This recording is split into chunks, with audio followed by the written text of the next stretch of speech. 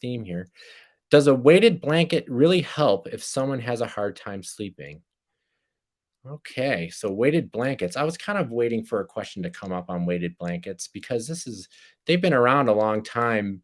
And I will be the first to tell you that I'm not this like super expert in weighted blankets. But for those of you who don't know what weighted blankets are, that they're basically like they're blankets that are heavy, like, they range from, like, 5 pounds to actually 30 pounds of weight that gets wrapped around you, kind of like a swaddle of a baby or even like a strong hug, and this has been shown to kind of elicit what is like a deep pressure stimulation, and we know that, like, when you get a hug from a human and it'll increase the serotonin levels in your brain and other neurotransmitters, and there have been some studies to show that it can actually help with sleep. Now, when I say some studies, they haven't been the best, and they haven't really there really hasn't been enough to say that using weighted blankets help with insomnia or people that can't sleep. I think there's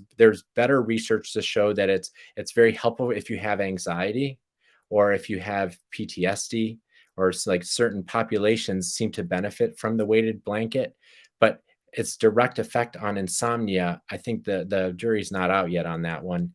And I'll certainly keep you up to date as I hear more about the weighted blankets. But um, yeah, they they I'm never a big fan of recommending something that isn't evidence based, and you can go into the literature. In fact, there was a systematic review, which is a way that we look at literature, which went in and looked at all the studies on weighted blankets and insomnia going back in time, and I think there were maybe only 8 studies and on insomnia, and they weren't really robust.